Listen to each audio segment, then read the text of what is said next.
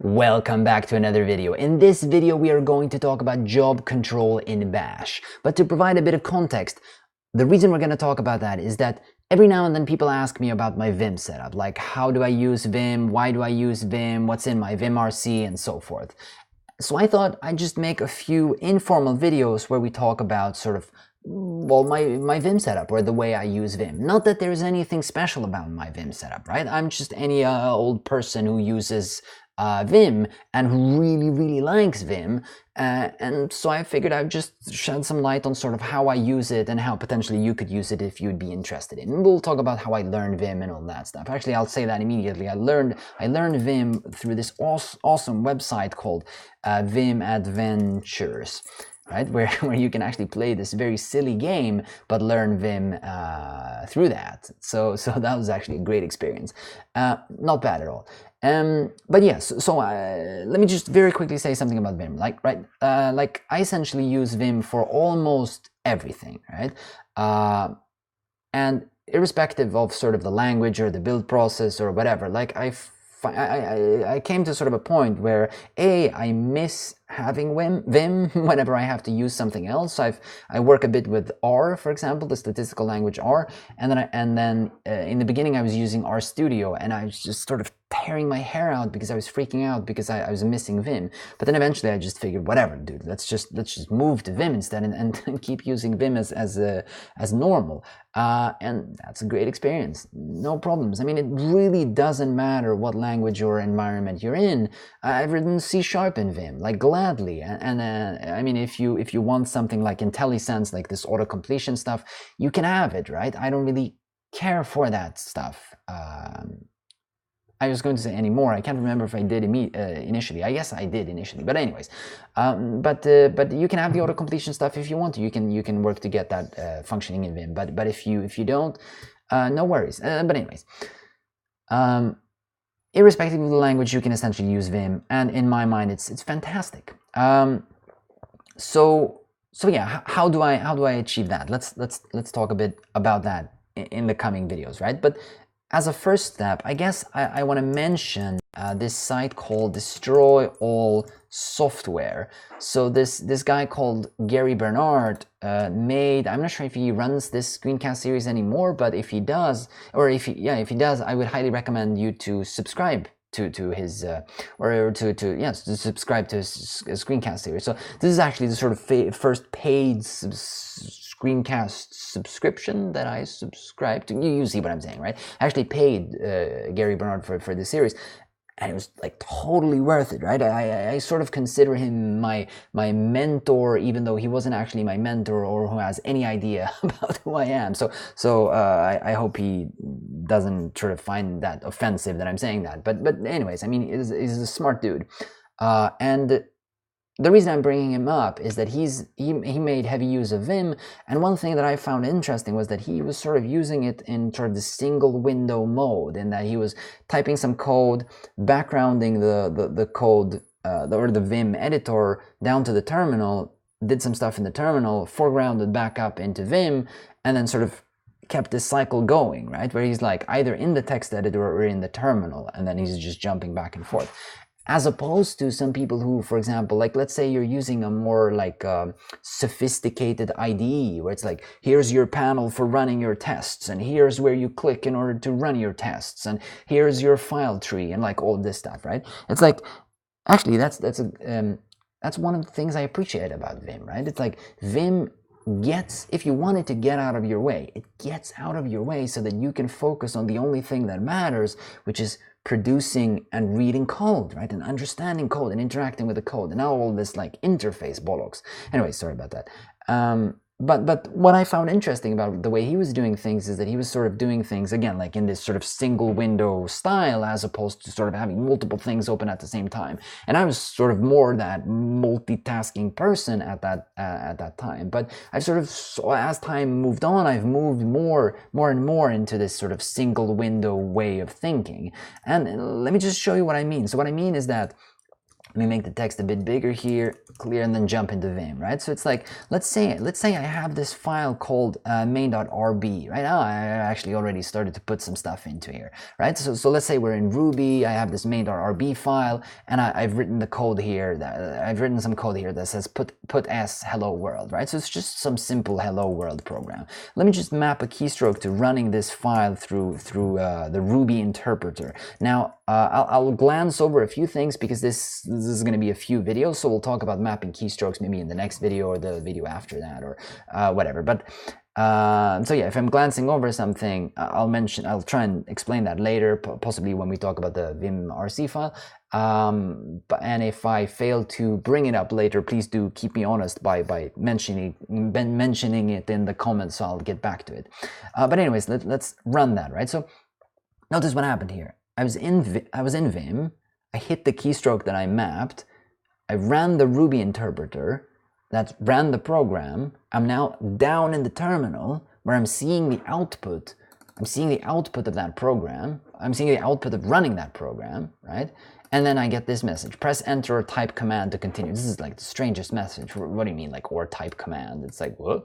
But if you press enter, or essentially if you hit any key, what's gonna happen is, boom, I'm back into Vim, right? So I think of this as up and down, right? So it's like drop down to the drop down to the terminal, and then drop back up to Vim, or jump back up, or whatever, whichever way you want to see it, right? Down to the terminal, back into Vim, right? So, and I mean, I guess people, whenever I talk to people who are very, very skeptical of Vim, they tend to say, well, what you mean, like Alt Tab or Command Tab is like, that's essentially just as fast. And like, let me just mention, of course, like if you are happy with your text editor, I see no reason whatsoever for you to switch to Vim, right? It's like, no reason, right? I really switched because I thought it was, or like I started to explore it because I thought it was an interesting project. I'm like, what is this strange thing that people are using, and like, who in their right mind would want to live in a terminal? But turns out it's a really good thing, man. It's like, but yeah, I'm not trying to convince you, right? Like, no worries, like, use whatever makes you happy and keeps you productive as a developer. Like, that's the best text editor ID. I mean, whatever works. But yeah, if you're curious about it, definitely try it out, right? Because in my mind, it's definitely worth it. Anyways, so yeah, you can. What was I saying? You can drop down and you can jump back up, right? And the reason this works, right? The reason you can sort of leave Vim, you can background Vim, right? And then interact with the terminal, do a bunch of stuff here, right? Like run some tests or like whatever, like echo some like stuff into, I don't know what you would do here in the terminal, right? But like, if you have some tests, you might run those tests, for example, right? You might do like npm install, for example, right? So if you're doing JavaScript, right, you might legitimately drop down into the terminal, do npm install, and jump back up. Sorry, now I remember what I was trying to say before. What I was trying to say before is that whenever I talk to people who don't like Vim and really don't want to learn Vim, is that they say, well, it's the same thing as Alt Tab. It's like, who cares whether you do sort of foregrounding and backgrounding or you do Alt Tab? Well, I mean, 2 points. One minor point is that it's all in the terminal, which is a good thing because it's separated from the rest of your system. So it's like, well, this is my development box, right? It's like my super powerful, almighty terminal box, and I'm not ever leaving it, right? The second, much more important point is that it's that super powerful terminal box, right? It's like when you jump over to, let's say, I don't know, a browser is a bad example, but when you jump over to your text editor, that's, let's say, Sublime, that's not a terminal. So it takes more figuring out in order to make use of all of this stuff, like the crazy amounts of stuff that's written for terminals, right? Like there's so much stuff written for terminals. So the point is, since you're always in the terminal, you're always in the terminal, right? That sounds extremely circular, and that's because it is extremely circular. But my point is that at any point in time, right, whether you're in Vim or you're down in the terminal here, you're always in the terminal. So you can always make use of terminal stuff, right? You can always throw something into another program, right? Pipe some input into another program and then take that result and then feed that back into Vim, for example, right? Now, I can't remember what that program is called now, but the other day I was Googling something and then I figured out. But what you can do, for example, is you can highlight a line of text and then you can send that text down to a program that reverses lines, right? So like, let's say you have a bunch of lines, right? And then so this would be like, let's say hello world 1 and 2 and 3, and then you would sort of highlight these, and then you would send them into this old like GNU utility, I guess, that would just reverse the lines, and then you would feed that back into Vim. Now I can't remember what that, sorry, wait, apologies. I can't figure out what that, or I can't remember what that program is called. By the way, maybe I said this before, I can't remember. I'm switching like so many things in my setup at once. Like I've switched to Linux. I'm running Antergos, the distribution. I have like new cameras and microphones and stuff. So like, please bear with me if some of the technical stuff isn't actually working out, and it's going to take quite a while before I figure out all the details. And also, I'm realizing I need to have sort of an on-screen key thing that shows you what keys I'm typing. So I'll try and figure out that for the next time. But anyways, if some of the technical stuff isn't working, do let me know so I can try to improve that for future videos. But anyways, just a side note. So anyways, that was like, again, emphasizing that it's not what is that adjective? It's not a small thing, is what I'm trying to say. That it's not just a minor detail that you're always in the terminal. Like, that's the whole thing. The fact that you're always in the terminal, that's like the whole thing, right? Taking the Vim motions, like taking like the sort of jumping backwards, jumping word, and like the sort of working on a line basis thing, taking that stuff and putting that into some other text editor, like for example Sublime, right? Has classic mode where you can use Vim motions to navigate Sublime, right? I think maybe even RStudio has Vim motions, right? That's not the whole thing. I don't care. Okay, I do care about Vim motions because Vim motions are awesome, man. But that's not the whole thing. Like, you also need the power of being in the terminal, because that's what makes Vim great. Okay, anyways, now I'm totally sidetracked. What we were going to talk about was job control. I can't remember. Did I say before that I make heavy use of Sublime because of multiple cursor mode? Like, the one thing I truly miss in Vim, and I haven't found a good replacement for, is multiple cursor. Like, there is like a implementation of multiple cursors in Vim sort of natively, and there are some plugins to do more stuff. But yeah, they're not as smooth, as buttery smooth as why am I being so ridiculous? As smooth as in Sublime Text, right? And maybe in Atom and Visual Studio Code. I haven't used those extensively, so I can't say, right? But multiple cursors in Sublime, so good, right? So I tend to copy code from Vim, put it into Sublime, do some multiple cursor text manipulation, jump back in, right? That happens, right? Whether that's like doing a bit of bookkeeping on the fly for the company that I have for making these videos, for example, or like whatever. I mean, it's like I actually use that on surprisingly often, or I do that surprisingly often. Use Sublime, multiple cursors in Sublime surprisingly often. Anyways, totally sidetracked. Let's get to job control. Okay, the reason this works, being able to jump back and forth, is because of job control in Bash, right? Linux nerds, please correct me if I'm using some of the terminology incorrect.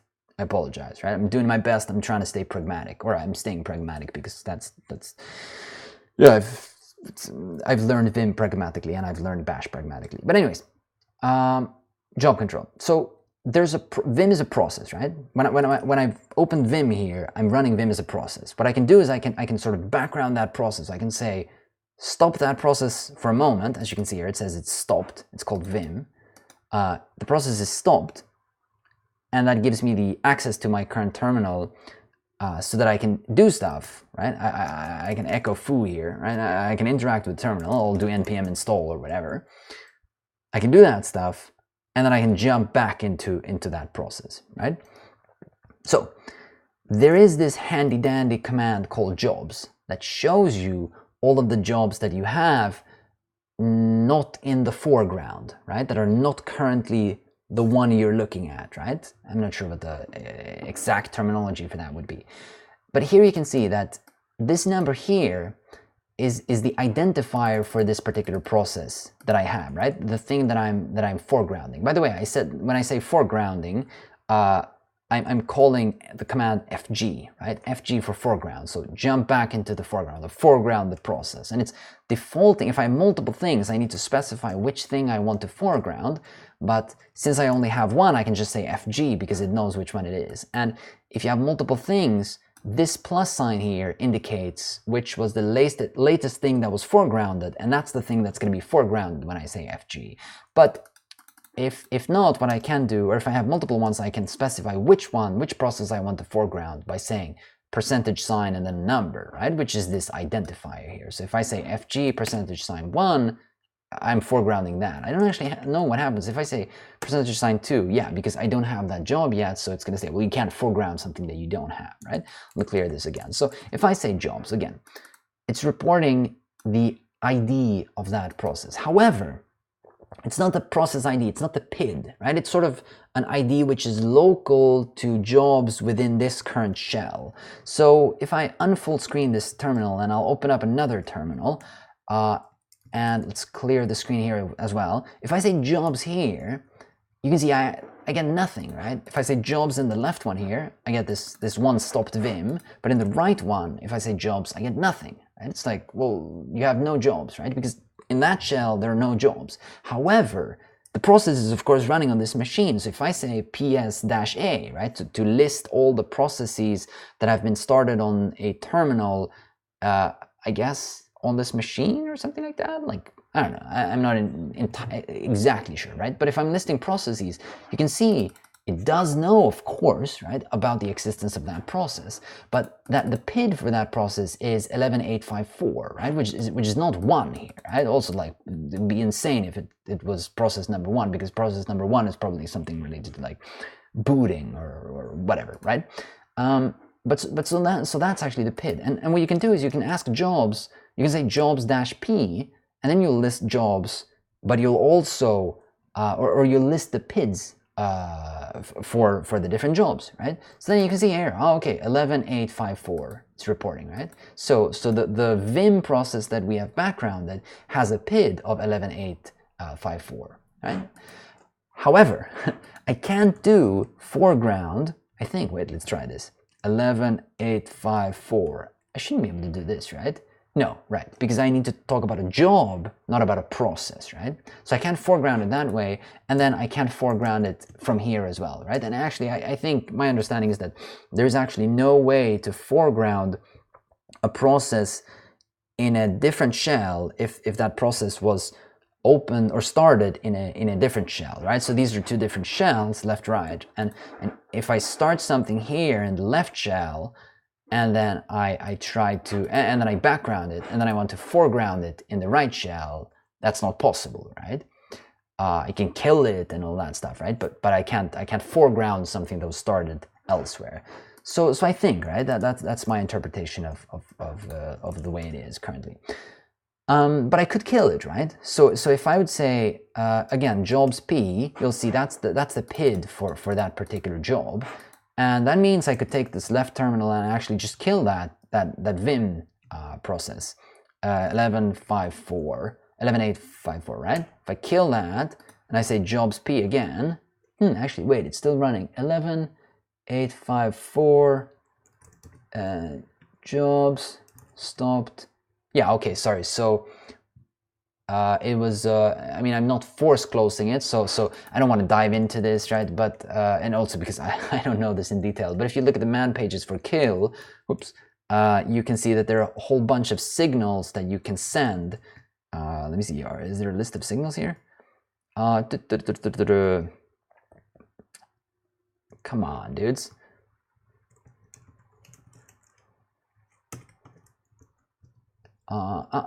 Yeah, I mean, so maybe there doesn't really seem to be like a strict list of signals here, but maybe I'm just not looking properly now, but you can send a bunch of different signals to a process, and I think like if you say kill 9, for example, I think you're sort of force closing that thing. But now, since we were just saying kill, it's like we're gracefully asking itself to shut itself down, right? And hang on, sorry. And it seems then that Vim needed to be foregrounded in order to be allowed to be or kill itself, right? Because we were just kindly asking itself to terminate itself, but since it's stopped in the background, it can't run, and so hence it can't kill itself, right? Let's just see if that was the case. Let me clear this. Now we don't have any jobs, right? So let me open up Vim again, and let me background Vim, and let's say jobs, and then you can see we have a stopped instance of Vim here, right? If I then say jobs-p to get the PID, you can see we now have the process ID. Let's clear the, or actually, let's not clear the right-hand terminal. And here, if we just say kill 2861, but this time we'll send, I think it's like -9. I assume we would have killed it now. We'll have killed it. So if I say ps-a, yeah, you can see we don't see the process anymore. So if I say jobs-p here, actually, okay, it does report that it knows about that job, but that job has been killed. So if I say jobs-p again, it's now gone, right? So actually, I think this is what happened. Let's just do exactly the same thing again. Let's clear both of these screens. Let's open up Vim. Let's background Vim. Let's say clear jobs-p. We have a PID of 4268. So if I say ps-a, you can see we can see that here as well. And if I force kill 4268, I'm not saying like any of this is stuff that you would normally do unless you have something like, unless you have a process that's sort of hung is like that's frozen, right? But this helps us understand the way job control works. So if I would force kill that, I think actually if I just hit enter here, or essentially spawn the next, well, what is that called? Like the next line in which I can type a command. Yeah, I'm getting that info, right? So it's like the terminal just needs to update in order to be able to give me that info. So I didn't have to say jobs P in order to get that info, or jobs in order to get that info. I just needed to hit enter and then I get that info. So essentially we've then killed that job from another terminal. But anyways, let's now close this other terminal and let's stick to a single terminal. And I think in the future, if I use multiple terminals, I'll start to use Tmux, because generally I tend to use Tmux. So Tmux is a terminal multiplexer, right? Something that helps you run multiple not sessions, but like I'm thinking of it as multiple terminals in a single terminal, but that doesn't make any sense maybe. Yeah, okay, then from the man pages here, it enables a number of terminals to be created, accessed and controlled from a single screen. But yeah, anyways, okay, so we'll probably make use of a bit of Tmux later. But okay, we've talked about foregrounding, backgrounding, and the fact that jobs are sort of local to this particular shell that you're in. Let's not use Vim right now. Let's use something which is a bit more simple in order to sort of figure out the rest of the stuff. Let's think about the different states, because I think probably we have suspended. Of course, then we have stopped as well, right? But you have running in the background and you have in the foreground or something. Let's figure this out, right? Let's write a super silly program that just says that while true, so forever, do echo tick, and then we'll sleep for. Actually, let's just talk about sleep first. So if I say sleep 1. I'm gonna sort of let the terminal sleep for 1 second. I'm gonna block the terminal for 1 second. If I say sleep 3, I'm blocking the terminal from input for 3 seconds, right? And then it's coming back, right? And actually, you can see it's sort of stacked up the things that I did meanwhile, and then it's doing that afterwards, right? Whenever it's back. But essentially, I'm blocking, right? So if I say sleep 100, so sleep for 100 seconds, I'm now blocked, right? I can't interact with this terminal, but I could background this process. So if I said ctrl-z, right? Actually, here you can see the key that I pressed. Then I've put that thing in the background, but it's in a stopped state, as you can see here, right? It's in a stopped state. And if I said Sleep 100 again. Actually, let's say sleep 50, so we know which one is which one. Now I'm blocked by another one, but then I could ctrl-z that one, so I'm stopping it, but I'm putting it in the background. Notice it's different from ctrl-c, right? If you do ctrl-c, you're actually killing the process. Now we're not killing the processes, we're just saying, hang on, right? Don't run this, right? Put this in the background, right? So if I say jobs now, you can see we have two things here. Sleep 100 and sleep 50.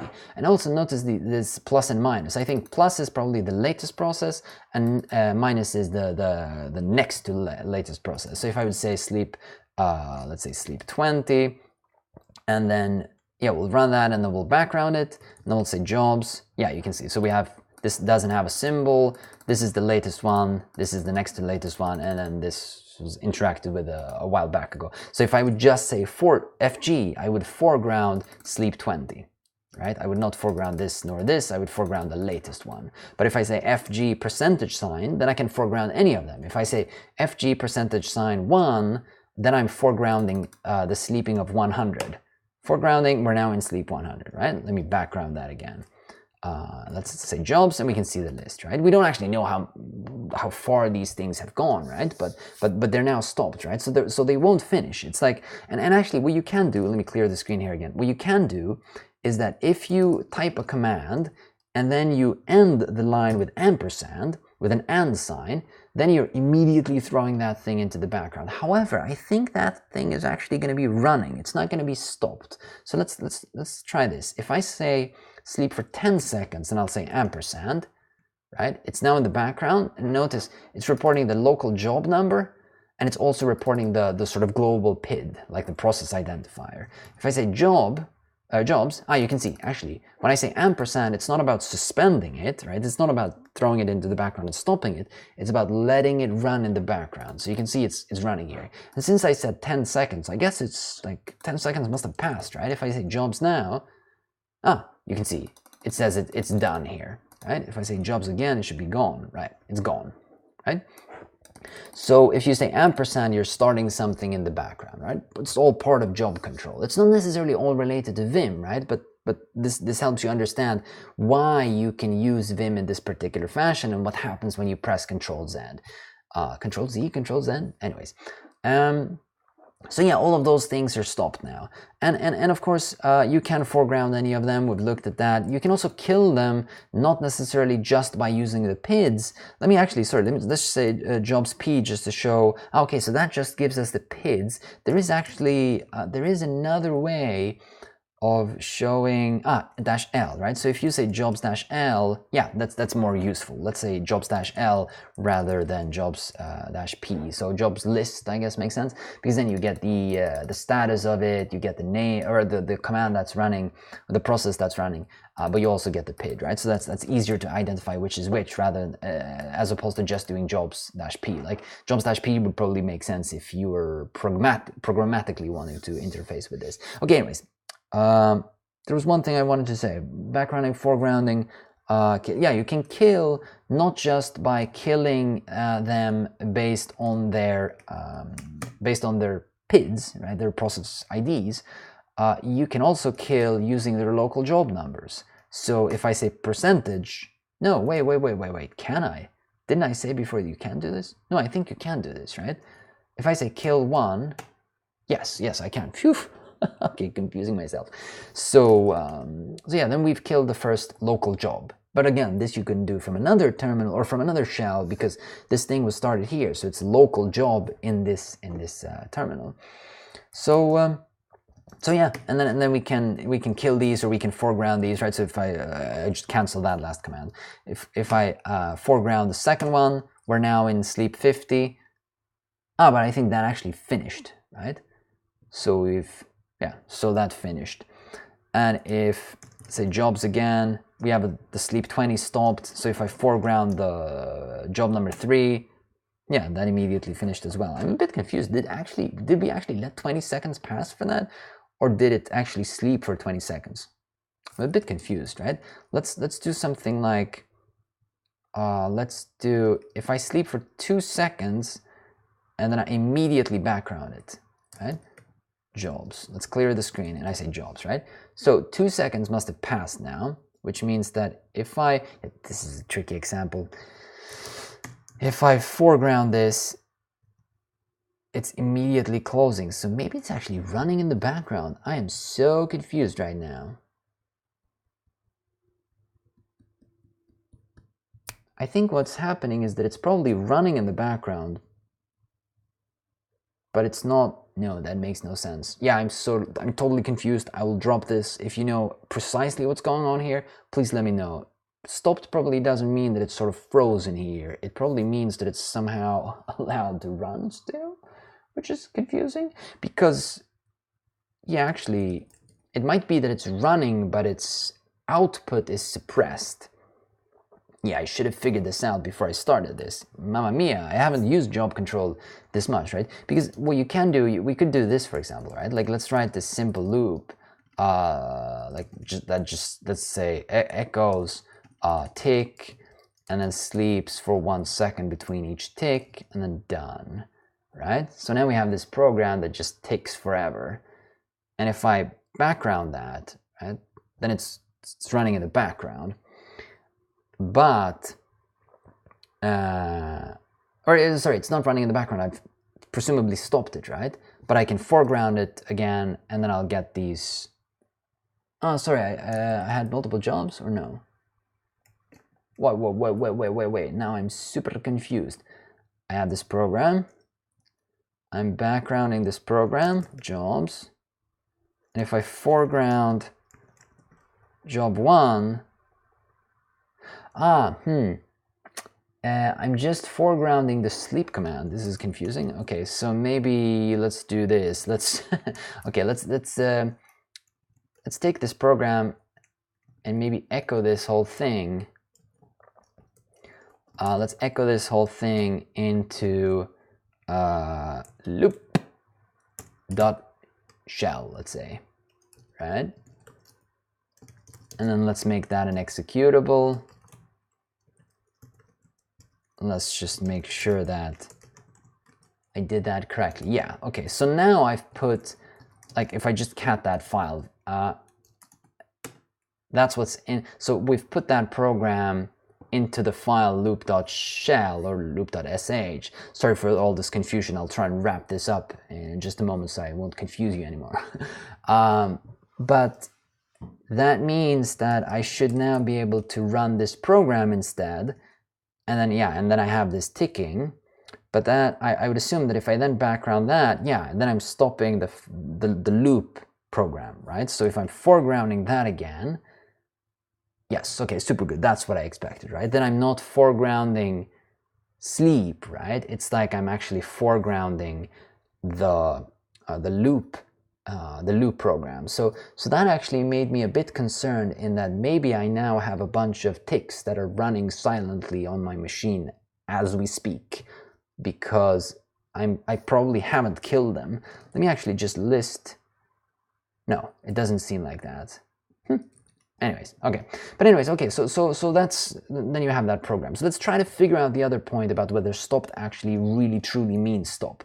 So if I open up this loop file again, and let's, instead of echoing tick to the screen, or actually let's do both of them, right? Let's echo tick to the screen, but let's also echo tick into the file. Can I cat like this or something like that? Like append to a file to, let's say, ticks.log and then sleep 1. Okay, let's see if that works. Let's see if that works. So let's run that file. Tick, tick, tick, whatever. ls, we have a log, cat ticks. Yeah, we have a bunch of ticks. Okay, so we're now outputting the ticks into the log, and we're outputting them to screen. Okay, so the question is, we had 3 ticks in the, actually let's remove the log file, ticks.log. Okay, and then let's start running this. We're running it.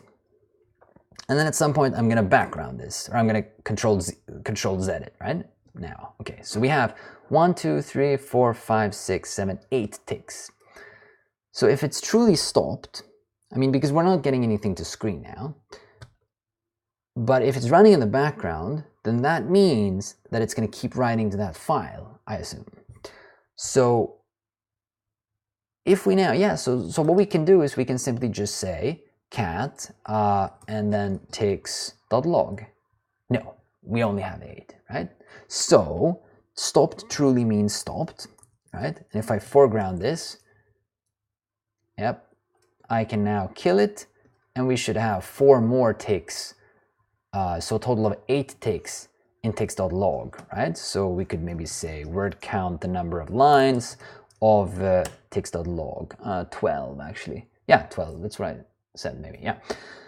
So stopped seems to be truly meaning stopped, and I'm not entirely sure what happened with that sleep command. Maybe if you have an idea of what was going on, please do let me know. I would really want to learn what's happening there. But anyways, quick recap. I mean, the jobs command, jobs-l, jobs-p, both useful. List including process IDs. Jobs are local to your shell. If you open up a program such as Vim, then you start a process, you can throw that you can suspend that by pressing ctrl-z. Then you can jump back into that by typing fg. And if you have multiple things, like let's start multiple instances of Vim, if we say jobs, then we'll list all of the open things or all of the jobs that are available in this shell. And then you can foreground some particular thing by saying percentage, and then the job number. I think maybe there's even some way of matching the name, like fuzzy matching, like string matching. But if you say percentage 1 or 2 or whatever the ID is, then you'll foreground to that thing. And then of course you can also kill that thing, and if you ask for if you list all of the jobs with their process IDs, then of course you can kill them from any shell. One final thing that I didn't talk about, which is actually pretty cool. Let me just kill both of these Vims so that our jobs list is actually now empty, right? If I run this loop script again, so let's run this loop command. If I send this into the background, it's not running, right? And that's the key point, right? As we were exploring before, it's stopped.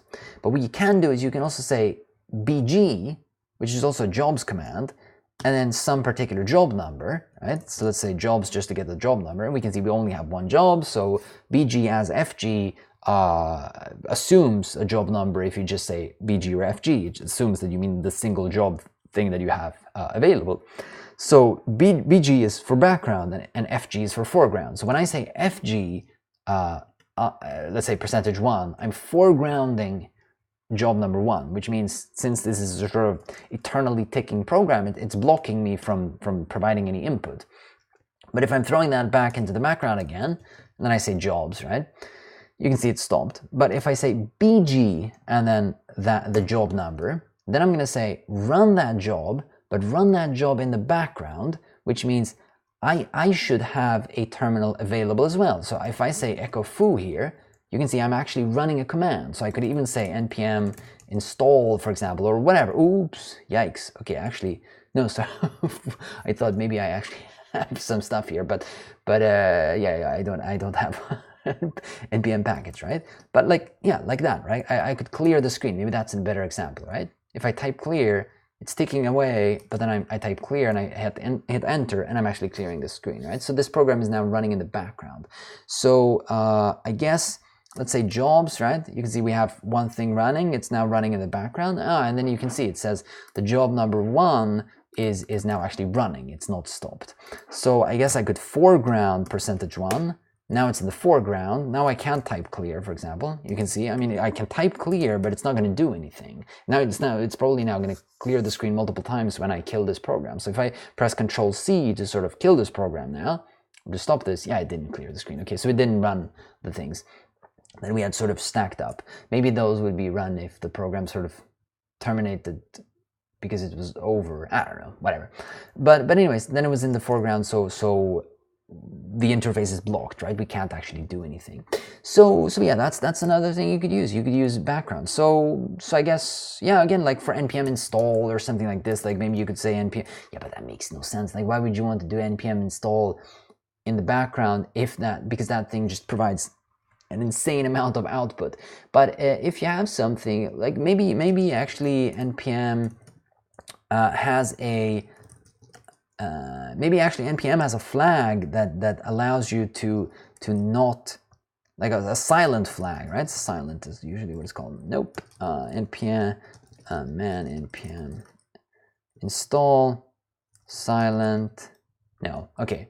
I don't know. If there would be a silent option for npm, then maybe you could say npm like install silent or whatever, and then an ampersand in order to run that thing in the background, right? Which would be equivalent to saying npm install, then sort of pressing ctrl-z to sort of throw it into the background or to stop it, and give yourself the terminal, and then say bg to run that job in the background instead, right?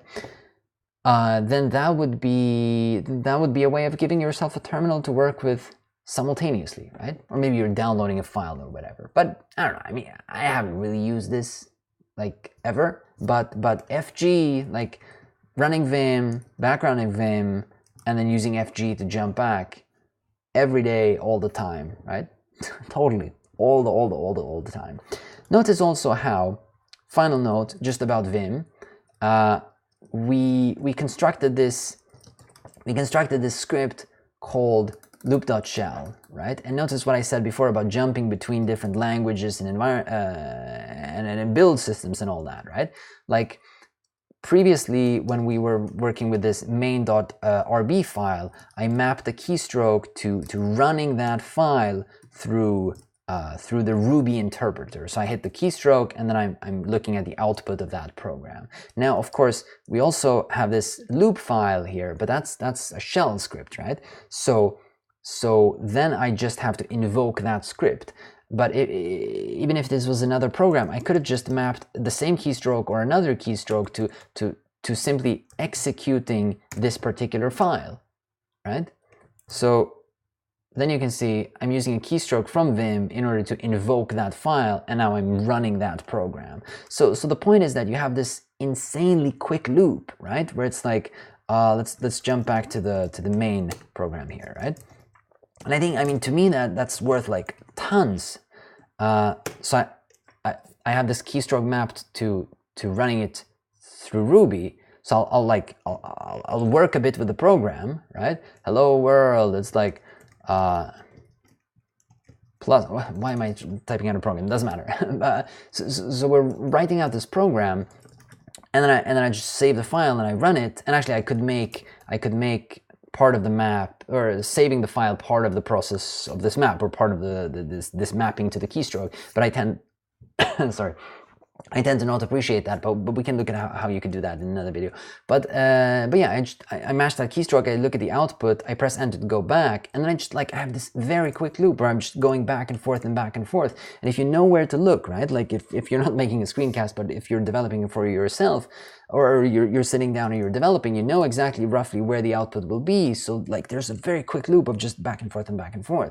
And then you can map two keystrokes. One is like for running the program, one is for running the test suite, right? So then it's like run the tests, back up, right? Hit the key, run the tests, check it out, check the output, back into the program, make some changes and so forth, right? And you can map any number of keystrokes, but let's talk about that next time. Anyway, so job control in Bash, you have this background, foreground, you jump back and forth in and out of Vim. It's actually very, very, very simple. Anyways, much appreciated. Thanks for watching. I hope you appreciated this video. I hope it was not too confusing, and let me know if I can make stuff better for the future videos, and let me know what you want to talk about when it comes to Vim, and we'll dive into it in the upcoming videos. Thanks a ton for watching, and I will see you in the next one.